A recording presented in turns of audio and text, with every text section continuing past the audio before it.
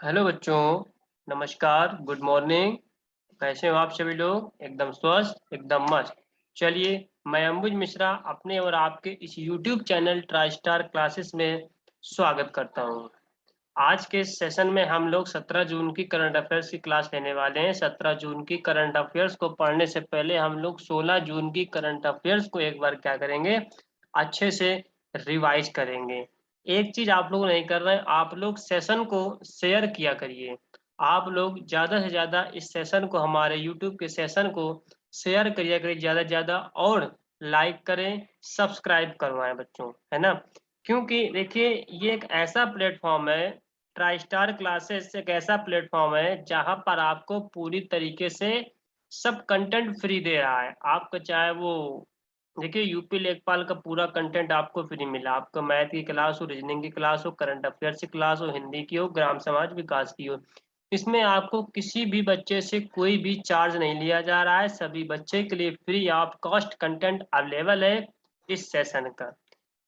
जितनी भी आपकी क्लासें लगी, कोई भी चार्ज नहीं लिया जा रहा है। और साथ में आपको क्या किया जा रहा है, हमारी हिंदी की, हमारी ग्राम समाज विकास की, हमारी करंट अफेयर्स की आपको पीडीएफ नोट्स भी मिलते हैं हमारे टेलीग्राम चैनल पे आपको, है ना। आपके लिए बहुत जल्दी खुशखबरी आने वाली है। आपके लिए पीटी का बैच लाया जा रहा है। पेट का एक बैच बहुत जल्दी आपके सामने लाया जाएगा। सभी क्लासेस आपकी लगेंगी, बेहतरीन कॉन्सेप्ट के साथ बेहतरीन क्लास लगेंगी हमारी टीम के द्वारा।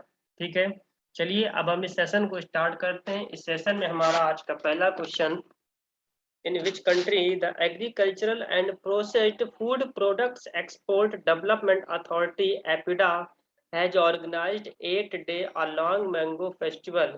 किस देश में agriculture process food products export development authority ने 8 दिन का एक आम महोत्सव का आयोजन किया है?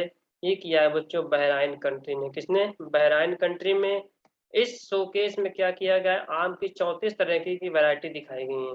भारतीय आम की इसमें 34 तरीके की क्या दिखाई गई है बच्चों, वैरायटी दिखाई गई। तो एपीडा ने क्या किया, 8 दिवस के आम का त्योहार यानी कि आम महोत्सव आयोजन किया है बहराइन देश में। इसमें भारतीय आम की 34 वैरायटियां दिखाई गई हैं।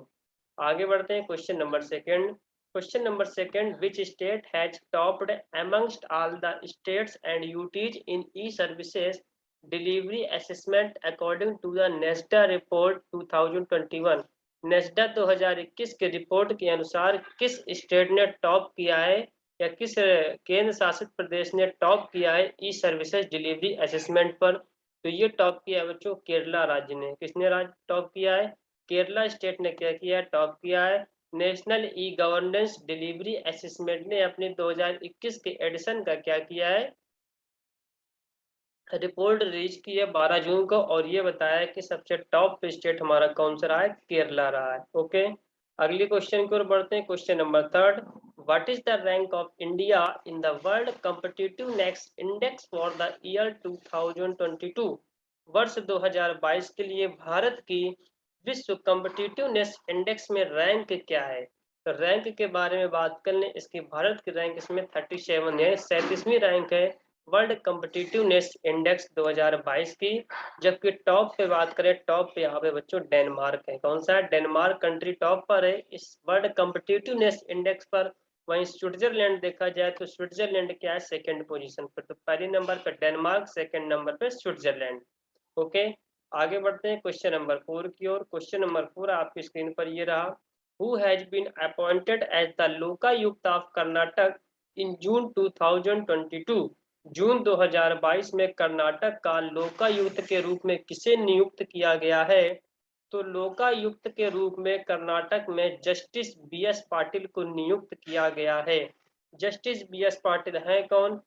कर्नाटक हाई कोर्ट में पहले क्या थे, जज थे, और इन्होंने उप लोक आयुक्त के रूप में इन्होंने काम भी किया है, लोक आयुक्त के अपॉइंट होने से पहले। ओके, तो ध्यान रखेंगे एग्जाम पॉइंट ऑफ व्यू से क्वेश्चन काफी इंपॉर्टेंट है कि कर्नाटक के लोकायुक्त के रूप में किसे नियुक्त किया गया है, जस्टिस बी एस पाटिल को। जस्टिस बी एस पाटिल है को, ये कर्नाटक के पहले भी क्या रह चुके हैं, पूर्व जज रह चुके हैं, और इन्होंने उपा लोकायुक्त में क्या किया है, सेवा भी कर चुके हैं।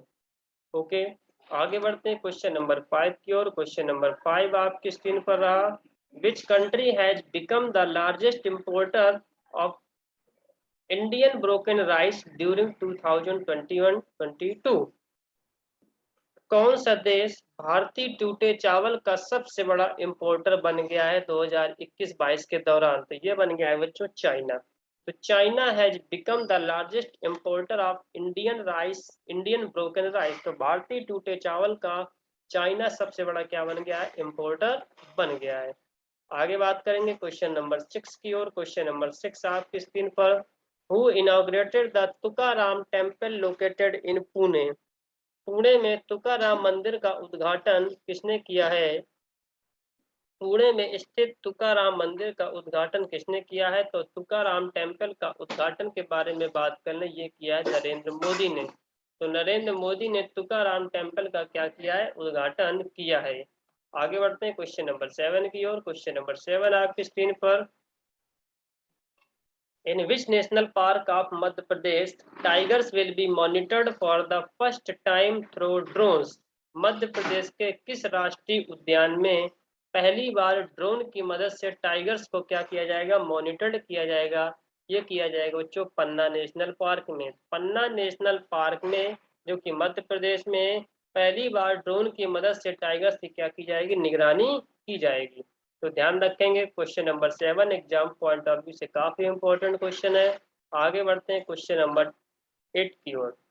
क्वेश्चन नंबर 8 आपकी स्क्रीन पर ये रहा। क्वेश्चन नंबर 8 कह रहा है कि consider the following statements with reference to census in India. Statement किसके संबंध में दिया गया है? भारत की जनगणना के संबंध में क्या दिया गया है बच्चों? स्टेटमेंट दिया गया है। किसके संबंध में दिया गया है? जनगणना के संबंध में दिया गया है भारत की। अब कहा क्या गया है? यहाँ पे दो स्टेटमेंट दिए गए, statement A, statement number B. अब आपको बताना है कि आपके हिसाब से कौन सा स्टेटमेंट इसमें सही है। तो पहला स्टेटमेंट है the population census is a union subject under article 246 of Indian constitution. जनसंख्या जनगणना भारतीय संविधान के अनुच्छेद 246 के तहत एक संघ का विषय है। अगला स्टेटमेंट कह रहा है the 2011 census was the 15th census in India. 2011 की जनगणना भारत की 15वीं जनगणना थी। अब आपको बताना है कि कौन से स्टेटमेंट इसमें सही हैं। तो यहाँ पे जनगणना के संबंध में देख लिया जाए तो है क्या?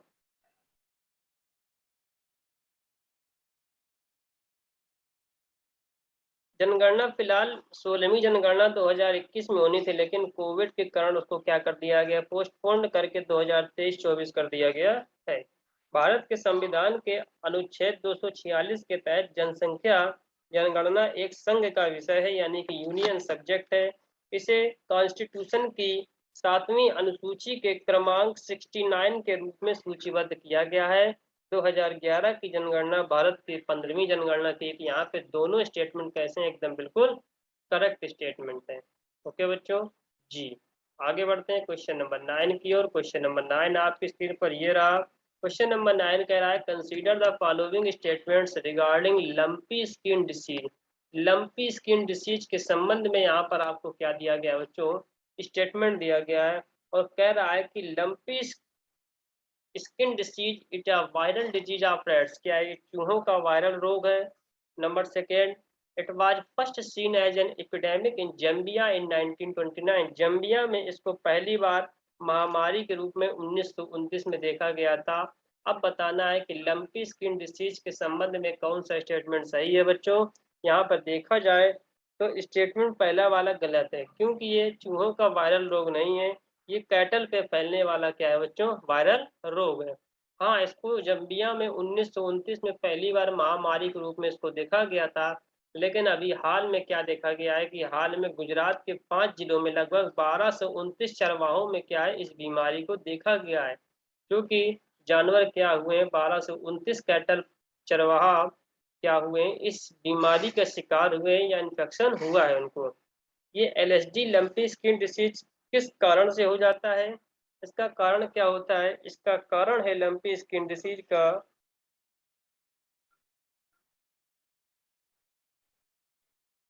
मवेशियों या भैंस के पॉक्स वायरस गांठदार त्वचा रोग वायरस के संक्रमण के कारण ये वायरस होता है।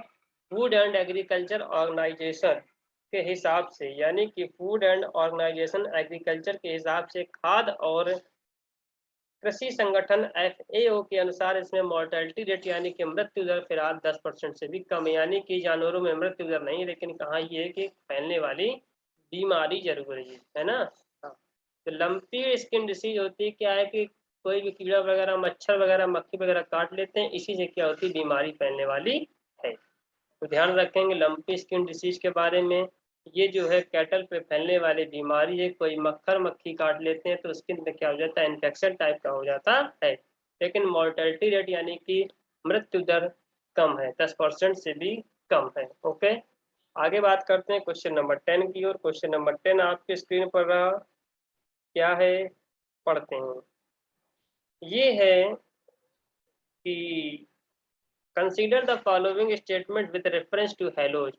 किससे किसके संबंध में स्टेटमेंट दिया गया, ये दिया गया बच्चों हेलोज के स्टेटमेंट में संबंध दिया गया। उसके संबंध से कह रहा है कि halos it forms when light from the sun or moon is refracted by ice crystals associated with thin high level clouds। यह तब बनता है जब सूर्य या चंद्रमा से प्रकाश पतले उच्च स्तरीय बादलों से जुड़े बर्फ के क्रिस्टल द्वारा अपरावर्तित होता है। ऑप्शन नंबर बी यानी कि स्टेटमेंट बी। अब 22 degree halo is a ring of light 22 degree from the sun. 22 degree आभा मंडल से 22 डिग्री प्रकाश का एक क्या है, वलय है। तो बताना है कि दोनों स्टेटमेंट कैसे हैं। तो यहाँ पे बच्चों दोनों स्टेटमेंट हेलोज के संबंध में, इसके संबंध में दोनों स्टेटमेंट यहाँ पे कैसे हैं बच्चों, करेक्ट हैं। कल की क्लास में भी हुए थे, हमने क्वेश्चन कराए थे। आज के सेशन में भी आपको ये हमने करंट अफेयर्स के क्वेश्चन कराए। अब हम आगे बढ़ते हैं आज की यानी कि 17 जून की करंट अफेयर्स के सेशन की ओर। ये रहा, आपकी स्क्रीन पर देख पा रहे होंगे, try star classes guidance toward success daily current affair 17 जून 2022 बाय अम्बुज सर, है ना। ऐसी करंट अफेयर्स पढ़ो कि करंट अफेयर्स की डेली की क्लास का पोस्टमार्टम करके रख दो। ऐसी करंट अफेयर्स पढ़ो कि पोस्टमार्टम कर दो, यानी कि एक एक निचोड़ पढ़ लो पूरा, है ना। तो इस तरह पढ़ा करो। चलिए आगे बढ़ते हैं। पहला क्वेश्चन अब देखते हैं अपनी स्क्रीन पर। पहला क्वेश्चन है, who is going to lead a 37th member Indian athletics team for the upcoming Commonwealth Games 2022। तो क्वेश्चन क्या कह रहा है, क्वेश्चन कह रहा है कि हु इज गोइंग टू आगामी राष्ट्रमंडल खेल 2022 के लिए, आगामी राष्ट्रमंडल खेल 2022 के लिए 37 सदस्यीय भारतीय एथलेटिक्स टीम का नेतृत्व करने कौन करने जा रहा है। इसका नेतृत्व करने जा रहे हैं नीरज चोपड़ा। तो ओलंपिक चैंपियन भाला फेंक खिलाड़ी नीरज चोपड़ा आगामी राष्ट्रमंडल खेल 2022 के लिए 37 सदस्यीय भारतीय एथलेटिक्स टीम का नेतृत्व करेंगे। ओके, इस टीम की घोषणा कब हुई, इस टीम की घोषणा 16 जून को हुई। किसके द्वारा हुई, एथलेटिक्स फेडरेशन ऑफ इंडिया के द्वारा इस टीम की घोषणा 16 जून 2022 को हुई। टोटल इसमें 37 मेंबर्स हैं। कितने मेंबर्स हैं, 37 मेंबर्स हैं। इन 37 मेंबर्स में बात कर ले तो इसमें से 18 मेंबर्स कितने हैं बच्चों, वुमेन है। कौन है, वुमेन है। और 19 कैसे हैं, आदमी। यानी कि पुरुषों की संख्या 19 है, महिलाओं की संख्या कितनी है, 18 है। ओके, कॉमनवेल्थ गेम्स 2022 का कहाँ पे शेड्यूल किया जाएगा, ये किया जाएगा इंग्लैंड के बर्मिंघम में। कहाँ पे, इंग्लैंड के बर्मिंघम में 28 जुलाई से 8 अगस्त 2022 तक क्या किए जाएंगे, आयोजित किए जाएंगे। तो ध्यान रखना। तो नीरज चोपड़ा लीड करने जा रहे हैं 37 मेंबर इंडियन एथलेटिक्स टीम के साथ कॉमनवेल्थ गेम्स के लिए। इसमें 37 मेंबर टोटल, इसमें कि 18 महिलाएं हैं तो 19 पुरुषों की संख्या है। और कॉमनवेल्थ गेम्स 2022 का शेड्यूल किया गया इंग्लैंड के बर्मिंघम में 28 जुलाई से 8 अगस्त तक आयोजित किए जाएंगे। ओके, आगे बढ़ते हैं क्वेश्चन नंबर सेकंड की ओर। क्वेश्चन नंबर सेकंड आपके स्क्रीन पर ये रहा, for acceptance of UPI and RuPay cards in which country National Payments Corporation of India NPCI has signed on MOU with Lyra Network। किस देश में यूपीआई और RuPay card की एक्सेप्टेंस के लिए national payments corporation of India ने Lyra network के साथ एक समझौता ज्ञापन पर हस्ताक्षर किए हैं? ये किए हैं बच्चों किसके साथ? फ्रांस के साथ। किसके साथ किए हैं? फ्रांस के साथ क्या किया है? समझौता किया है। यह पहली बार होगा जब यूपीआई किसी एक यूरोपियन कंट्री के साथ क्या हो रहा है? एक्सेप्टेड किया जा रहा है। ओके, ये पहली बार होगा जब किसी यूरोपीय देश में यूपीआई को स्वीकार किया जाएगा। ओके, तो यूपीआई को स्वीकार किया गया है कहाँ पे? पहली बार फ्रांस में स्वीकार किया गया है। ओके, तो अब जानते हैं एनपीसीआई के बारे में, national payment corporation of India के बारे में। ये क्या है? भारतीय रिजर्व बैंक का क्या है? स्पेशल डिवीजन है जो कि भारत सरकार के वित्त मंत्रालय के अधिकार क्षेत्र में क्या करता है? काम करता है। ओके, तो ध्यान रखेंगे। तो फ्रांस कंट्री में क्या किया जा रहा है? National payment corporation of India ने फ्रांस में यूपीआई और रुपे कार्ड की स्वीकृति के लिए लाइरा नेटवर्क के साथ क्या किया? समझौता ज्ञापन पर हस्ताक्षर किए हैं। आगे बढ़ते हैं क्वेश्चन नंबर थर्ड की ओर। क्वेश्चन नंबर थर्ड आपके स्क्रीन पर ये रहा। स्पोर्ट्स मिनिस्टर अनुराग ठाकुर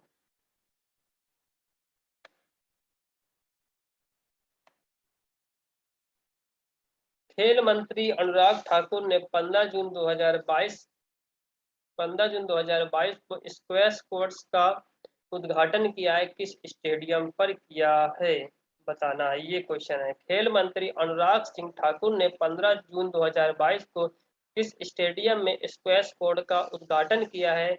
ये किया है बच्चों मेजर ध्यानचंद स्टेडियम पे। तो मेजर ध्यानचंद स्टेडियम में भारत के विदेश मंत्री डॉक्टर एस जयशंकर और खेल मंत्री अनुराग सिंह ठाकुर ने 15 जून 2022 को नई दिल्ली के मेजर ध्यानचंद स्टेडियम में स्क्वैश कोर्ट का क्या किया है बच्चों? उद्घाटन किया है। ओके, आगे बढ़ते हैं क्वेश्चन नंबर 4 की ओर। क्वेश्चन नंबर 4 आपके स्क्रीन पर ही रहा। सभी question exam point of view से इंपॉर्टेंट है। आगे बढ़ते हैं क्वेश्चन नंबर 4 आपके स्क्रीन पर। Which union minister has inaugurated Industrial Decarbonization Summit 2022 in New Delhi on 16 June 2022? 16 जून 2022 को किस केंद्रीय मंत्री ने नई दिल्ली में औद्योगिक डिकार्बनाइजेशन शिखर सम्मेलन 2022 का उद्घाटन किया है? तो किस केंद्रीय मंत्री ने इंडस्ट्रियल डिकार्बनाइजेशन समिट 2022 का नई दिल्ली में उद्घाटन किया है? ये किया है नितिन गडकरी ने। नितिन गडकरी सड़क परिवहन और राजमार्ग मंत्री नितिन गडकरी ने क्या किया है? इंडस्ट्रियल डिकार्बनाइजेशन समिट 2022 का क्या किया है? उद्घाटन किया है 16 तारीख को। ओके, आगे बढ़ेंगे क्वेश्चन नंबर 5 की ओर। क्वेश्चन नंबर 5 आपकी स्क्रीन पर। Awanish Tiwari from which district of Madhya Pradesh has climbed Mount Everest at the age of 7? Awanish Tiwari Madhya Pradesh के किस जिले से हैं जिन्होंने 7 वर्ष की आयु में माउंट एवरेस्ट की चढ़ाई की? ये इंदौर से हैं। तो अवनीश कुमार इंदौर जिले से हैं मध्य प्रदेश के, जिन्होंने 7 वर्ष की उम्र में मध्य माउंट एवरेस्ट इन्होंने क्या की? चढ़ाई की। तो काफी अच्छी पहुंच है, होनहार बच्चा था। 7 साल की उम्र में मध्य प्रदेश के इंदौर जिले का बच्चा अवनीश तिवारी ने माउंट एवरेस्ट की चढ़ाई की। अगला question, question number 6। Which year has been declared by the United Nations as 2024? United nation द्वारा 2024 को कौन सा ईयर डिक्लेयर किया गया है? तो ये किया गया है बच्चों इंटरनेशनल ईयर ऑफ कैमल्स। तो यूनाइटेड नेशन के द्वारा 2024 में international year of camels declare किया गया है। ओके, आगे बढ़ते हैं।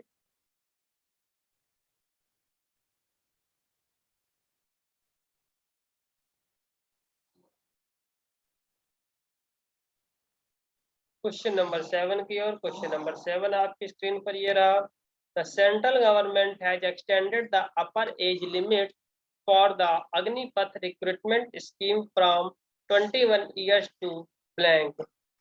हाल ही में सरकार ने अग्निपथ स्कीम को क्या किया, लॉन्च किया था, लेकिन इसमें बच्चों को क्या, बच्चे इसमें बहुत बवाल कर रहे हैं, आगजनी कर रहे हैं। बिहार वगैरह में क्या इन्होंने ट्रेनें तक भी फूक दी, क्योंकि इनको अभी इस चीज के सही बारे में क्या है, बच्चों को अभी नॉलेज भी नहीं है। सरकार ने क्या किया, 4 वर्षीय इसमें प्रोग्राम लॉन्च किया है कि 4 साल तक इसमें आपको क्या करनी पड़ेगी, सेवा करनी पड़ेगी। अभी तक इसकी उम्र 17.5 से लेकर 21 साल तक थी, लेकिन अब केंद्र सरकार ने क्या कर दिया है कि इसकी उम्र को बढ़ाकर अब 21 साल से 23 साल तक कर दिया है। ओके, यानी कि पहले 21 साल था, अब क्या कर दिया है, 23 कर दिया है। तो 17.5 से लेकर 23 साल तक इसकी उम्र को क्या कर दिया, बढ़ा दिया है। ओके, आगे बढ़ते हैं क्वेश्चन नंबर 8 की ओर। क्वेश्चन नंबर 8 आपके स्क्रीन पर ये रहा। Which state government has launched the Ennum Ezhutham scheme in June 2022? जून 2022 में जून 2022 में किस राज्य सरकार ने एनम एजुथुम योजना शुरू की है? किस राज्य सरकार ने एनम एजुथुम योजना शुरू की है? ये शुरू की बच्चों तमिलनाडु में। किसने? तमिलनाडु सरकार ने एनम एजुथुम स्कीम योजना शुरू की है। इस योजना के तहत यानी कि कार्यक्रम के तहत शिक्षा विभाग क्या करेगा, कक्षा 1 से लेकर 3 तक के छात्रों को सीखने के अंतराल का आकलन करने और उसे समझने के लिए वर्क बुक्स प्रोवाइड कराएगा। कहाँ से लेके, क्लास 1 से लेकर 3rd तक प्रोवाइड कराएगा, वर्क बुक डिस्ट्रीब्यूट करेगा शिक्षा विभाग। ओके, तो तमिलनाडु सरकार ने एनम एजुथुम स्कीम लॉन्च किया है। आगे बढ़ते हैं क्वेश्चन नंबर 9 की ओर। क्वेश्चन नंबर 9 आपकी स्क्रीन पर। Consider the following statements with reference to unified payment interface, यानी कि यूपीआई के संबंध में यहाँ पर स्टेटमेंट दिया गया। यूपीआई कौन चलाता है? हर बच्चे की यूपीआई आईडी बनी होगी, जिसका डेबिट कार्ड बना होगा, या जो फोन पे, भीम पे, पेटीएम चलाता है, उससे क्या बनी होगी बच्चों, यूपीआई आईडी बनी होगी। तो यूपीआई का फुल फॉर्म क्या होता है? पहली बात ध्यान रखेंगे, यूनिफाइड पेमेंट इंटरफेस होता है। यूपीआई कैसा सिस्टम है? UPI it is a system that powers multiple bank accounts into a single mobile application. एक सिंगल मोबाइल एप्लीकेशन पे आप कई सारे मल्टीपल अकाउंट को यहाँ पे क्या कर सकते हैं, ऐड कर सकते हैं, बिल्कुल कर सकते हैं। नेक्स्ट क्या है? नेक्स्ट स्टेटमेंट यहाँ पर है कि the UPI facilitates transactions through users debit card and credit card. तो अगला क्वेश्चन कह रहा है कि the UPI facilitate transaction through users debit cards and credit card. UPI उपयोगकर्ता के डेबिट कार्ड और क्रेडिट कार्ड के माध्यम से लेन देन की सुविधा प्रदान करता है। नहीं बच्चों, यहाँ पर है क्या, सिर्फ अभी डेबिट कार्ड के माध्यम से लेन देन की सुविधा प्रदान करता है, लेकिन हाल ही में सरकार ने ये कहा है कि अब भारतीय रिजर्व बैंक ने ये कहा है कि क्रेडिट कार्ड को यूपीआई प्लेटफॉर्म से जोड़ने की अनुमति का प्रस्ताव जारी कर दिया है। हाँ, ये जरूर है कि सिंगल मोबाइल एप्लीकेशन पर आप बहुत सारे मल्टीपल अकाउंट्स को एक ही एप्लीकेशन पे जोड़ सकते हैं। ओके, तो यूपीआई के संबंध में पहला स्टेटमेंट तो सही है। दूसरे स्टेटमेंट में गलती ये है कि सिर्फ आप डेबिट कार्ड के माध्यम से ट्रांजेक्शन कर सकते हैं। अब क्या किया है सरकार ने, यानी कि भारतीय रिजर्व बैंक ने ये कहा है कि क्रेडिट कार्ड को यूपीआई से भी लिंक किया जाएगा। यहाँ पे सिर्फ स्टेटमेंट ए स्टेटमेंट कैसा है बच्चों, सही है। ओके, आगे बढ़ते हैं क्वेश्चन नंबर 10 की ओर। क्वेश्चन नंबर 10 आपकी स्क्रीन पर ये रहा। Consider the following statements regarding theory digit. यहाँ पे देयर लिख गया, गलती से हो गया बच्चों, यहाँ पे थेरी होगा, THERI। थेरी डिजिट के संबंध में यहाँ पर स्टेटमेंट दिया गया है। The desert is characterised by the presence of golden dunes. रेगिस्तान को सुनहरे टीलों की उपस्थिति की विशेषता है। Option number statement B, Theri desert is located in the state of Gujarat. Theru मरुस्थल गुजरात राज्य में स्थित है। अब बताना है आपको थेरी डिजर्ट के हिसाब से कौन सा स्टेटमेंट सही है। तो यहाँ पे हम बात करें, यहाँ पे दोनों स्टेटमेंट गलत है, ना तो ए स्टेटमेंट सही है, ना तो स्टेटमेंट बी सही है। क्योंकि लाल टीलों को तमिल में थेरी कहा जाता है। यहाँ पे ये गोल्डन डून्स कह रहे हैं कि गोल्डन डून्स प्रेजेंस होते हैं इसकी कैरेक्टरिस्टिक्स में, तो ऐसा नहीं है बच्चों। लाल टीलों को तमिल में थेरी कहा जाता है। तो अब सेकेंड ऑप्शन कह रहा है कि Theri desert is located in the state of Gujarat. Theri desert Gujarat राज्य में स्थित होते नहीं होते हैं। अभी क्या बताया कि लाल टीलों को तमिल में थेरी कहा जाता है और कहाँ पर सिद्ध होता है? तमिल में। यहाँ पे गुजरात कह रहा है, इसलिए यहाँ पे ना स्टेटमेंट ए सही है ना स्टेटमेंट बी सही है। ओके, तो ये तो थे बच्चों आपके करंट अफेयर्स के आज के क्लास के सेशन। आपको कैसे लगे? उम्मीद करते हैं एकदम आपको सेशन मस्त लगे होंगे। आप कमेंट बॉक्स में हमें जरूर कमेंट करके बताना। ओके, चलिए अब हम कल फिर मुलाकात करते हैं आपसे नेक्स्ट क्लास में 18 जून की करंट अफेयर्स के साथ नई जोश और नई उमंग के साथ। तब तक बने रहिए और आप लेक्चर को देखें। ओके, चलिए अच्छा बच्चों, धन्यवाद आप सभी को। हैव ए नाइस डे, आपका दिन शुभ हो। राधे राधे आप सभी लोगों को।